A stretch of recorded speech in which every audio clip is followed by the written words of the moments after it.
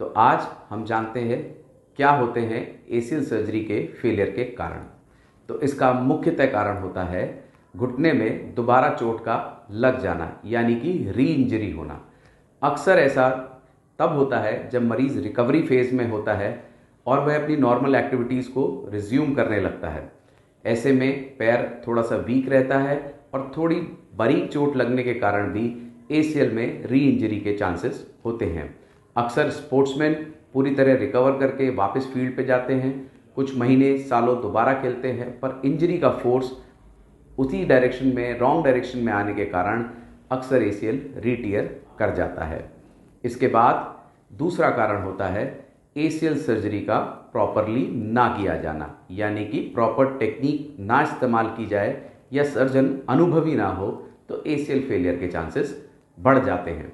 कुछ मिलीमीटर्स का ही गलत ग्राफ्ट प्लेसमेंट होने के कारण एसीएल लिगामेंट पे स्ट्रेस बढ़ता है और वह स्ट्रेच या दोबारा रीटियर कर सकता है।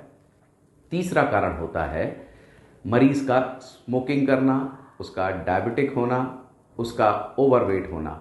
इन कारणों से भी एसीएल रीटियर कर सकता है। इसके बाद एसीएल फेलियर का एक मुख्यतः कारण अक्सर प्राइमरी सर्जरी में एसोसिएटेड इंजरी का मिस हो जाना भी होता है, जैसे कि collateral ligament injury, meniscal injury साथ में होती हैं और सर्जन का पूरा फोकस सिर्फ एसीएल करने पे होता है, जिसके कारण बाद में ये एसोसिएटेड लीजन एसीएल फेलियर का कारण बन जाते हैं। तो दोस्तों, अगर आप एसीएल सर्जरी के लिए जाना चाहते हैं तो आपका सर्जन वेल एक्सपर्ट और एक्सपीरियंस्ड होना चाहिए, ताकि जो प्रॉब्लम्स हम अवॉइड कर सकते हैं उससे बचा जा सके। अगर आपका एसीएल रीटियर कर गया है या आपको रिवीजन सर्जरी की एडवाइस दी गई है तो भी आपका कारण इवैल्यूएट होना चाहिए कि आखिर किन कारणों से आपका एसीएल फेलियर हुआ है।